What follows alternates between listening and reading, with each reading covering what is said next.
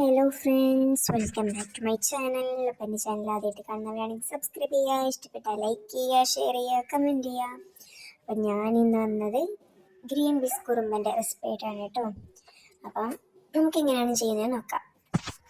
അതിന് വേണ്ടിയിട്ട് green peas തലേന്ന് രാത്രി ഇപ്പം നമ്മൾ രാവിലെ ഉണ്ടാക്കുന്നതാണെങ്കിൽ രാത്രി തന്നെ കുതിരാൻ വെക്കണം കേട്ടോ, വെള്ളത്തിലിട്ട് വെക്കണം.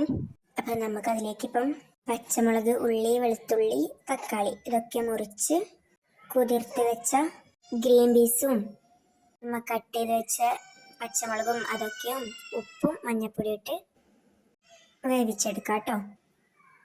എന്നിട്ട് വേവിക്കാൻ വെച്ച സമയം കൊണ്ട് നമുക്ക് തേങ്ങയും ജീരകവും കൂടെ നന്നായി അരച്ചെടുക്കണം കേട്ടോ.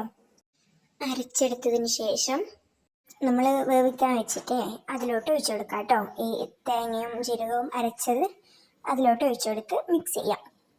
ഇനി നമുക്ക് അതേപോലെ തന്നെ കടുകും കറിവേപ്പിലയും കൂടെ ഒന്ന് ഇതാക്കണം കേട്ടോ. കടുക് പൊട്ടിച്ചെടുക്കണം. നമുക്ക് അതിലേക്ക് തന്നെ കറിവേപ്പിലയും കൂടെ ചേർത്ത് നമ്മൾ നേരത്തെ ഉണ്ടാക്കി വെച്ച് അതിലേക്ക് ഒഴിച്ച് വെക്കാം കേട്ടോ.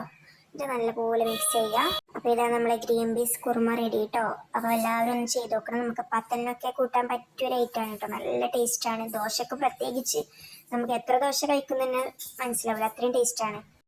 അപ്പോൾ എല്ലാവരും ട്രൈ ചെയ്ത് നോക്കാം. അപ്പോൾ അടുത്ത വീഡിയോ കാണാം കേട്ടോ.